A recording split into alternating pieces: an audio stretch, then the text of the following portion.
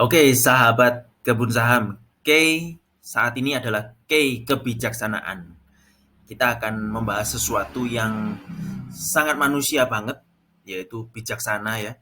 Jadi hal-hal seperti ini itu akan membuat kita mengalami percepatan.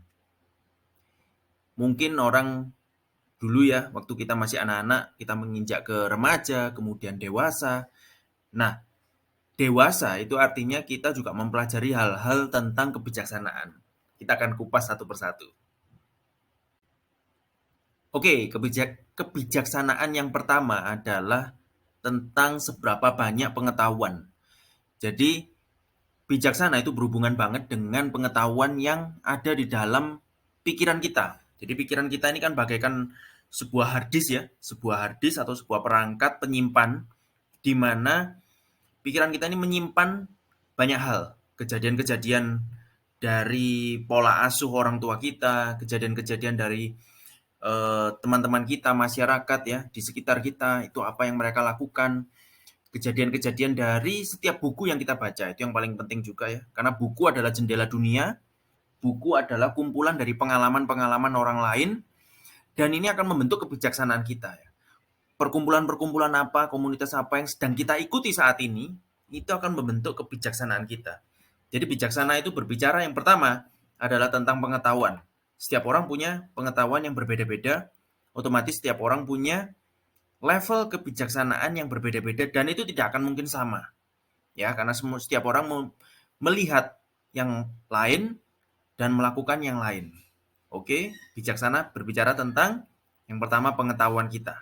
Semakin banyak pengetahuan kita, otomatis kita akan melihat dari berbagai macam sudut pandang dan itu akan membentuk kebijaksanaan kita. Oke, kebijaksanaan yang kedua adalah berbicara tentang komunikasi. Setelah kita punya pengetahuan, lalu kita bisa mengkomunikasikannya.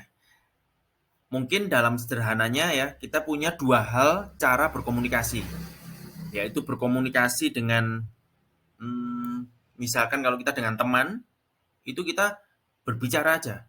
Tetapi komunikasi kita dengan orang lain yang baru kita kenal, kan pasti berbeda cara komunikasinya ya. Nah, berbagai macam jenis komunikasi ini itu akan membuat kita itu makin bijaksana. Karena kita akan mulai mengenali orang per orang, case by case, keadaan dengan keadaan yang lain itu melalui komunikasi. Nah, seringkali yang terjadi di dalam masyarakat atau di dalam komunitas tertentu ada menutup komunikasi. Nah, ini yang seringkali akan menjadi jembatan yang tertutup ya. Istilahnya jembatannya sudah tidak lagi terkonek dengan orang lain, tetapi seringkali ada ya, ada satu hal itu membuat komunikasi itu menjadi tertutup ya. Misalkan contoh misalkan kalau sudah tidak satu visi, maka komunikasi sudah tidak perlu lagi dibuka lagi. Misalkan kalau tidak sudah misalkan kalau orang terlebih lagi kalau orang itu mengecewakan, misalkan komunikasi sudah tidak dibuka lagi.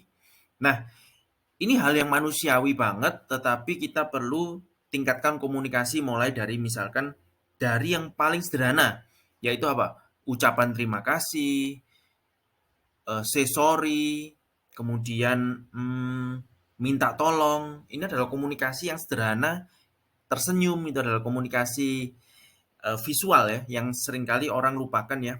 Kalau kita tersenyum maka kita dianggapnya sebagai orang yang, wah kita sedang membuka diri nih ya. Berkomunikasi apa saja oke gitu ya. Nah, level komunikasi kita itu menentukan tingkat kebijaksanaan kita di dalam berbagai hal ya. Dalam berbagai hal ini maksudnya bisa dalam dalam keluarga, dalam bisnis, dalam parenting, dalam yang lain-lain ya. Ini adalah level komunikasi kita membuat kebijaksanaan kita makin tebal atau makin tinggi. Kemudian ini yang sempat saya singgung tadi yaitu tentang visi. Kadang-kala kalau dua komunitas itu terjadi karena mereka punya visi yang berbeda. Nah, visi dan misi itu sebenarnya secara kemanusiaan ya, kita hidup di dunia ini, visi dan misinya adalah membuat kehidupan menjadi lebih baik. Itu adalah secara kemanusiaan ya. Jadi ajaran apapun di luar sana itu kalau membuat keadaan menjadi lebih baik, maka sebenarnya visi misinya secara kemanusiaan itu nyambung. Dan di sana akan penuh dengan kebijaksanaan. Ya, kebijaksanaan juga berbicara tentang toleransi, kebijaksanaan juga berbicara tentang bagaimana berempati, bagaimana menaruh simpati, atau kita ngefans dengan orang lain, kemudian sikap kita bagaimana, kita mesti bijaksana gitu ya. Jadi bijaksana itu mungkin bahasa sederhananya adalah tidak kebablas gitu ya.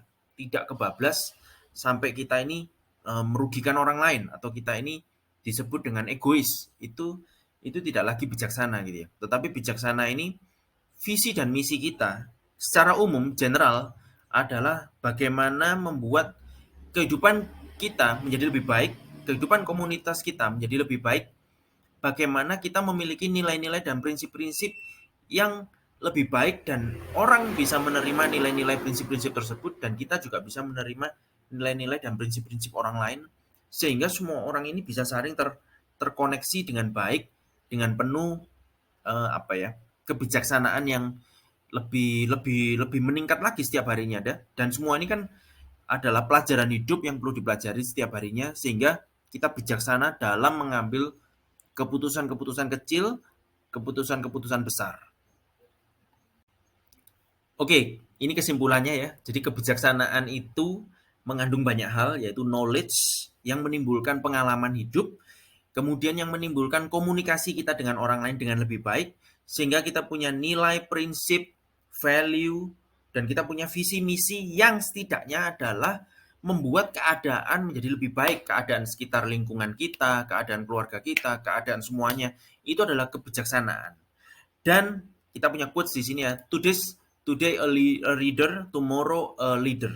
Jadi apa yang kita lakukan saat ini, kita ini membaca, semuanya itu kita baca. Membaca situasi, membaca buku, membaca pengalaman-pengalaman orang lain ya. Terutama melalui buku, tomorrow kita akan menjadi leader untuk baik untuk diri kita sendiri maupun kita mengelit masa depan generasi kita di Indonesia ini dengan penuh kebijaksanaannya supaya generasi kita penerus kita itu tidak jatuh ke lubang yang sama dengan kita atau mereka tidak jatuh ke hal-hal yang negatif ya tetapi hal-hal yang positif yang mendorong kita ya itu di Indonesia ada banyak sekali perusahaan-perusahaan yang sudah mengalami kebijaksanaan seperti ini ya. Seperti CEO-nya itu pelan-pelan mulai step down dan mulai diteruskan oleh banyak banyak dari generasi-generasi berikutnya. Nah, leadership yang bagus adalah leadership yang mengalami delegasi dan mengalami banyak orang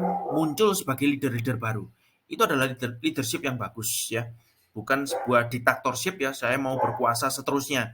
Itu bukan seperti itu ya. Leadership yang bagus adalah akan melahirkan leader-leader yang baru yang akan muncul menggantikan kita dan kita akan mendapatkan apa? Ya kalau di perusahaan kita akan mendapatkan royalti, saham dan seterusnya seperti itu.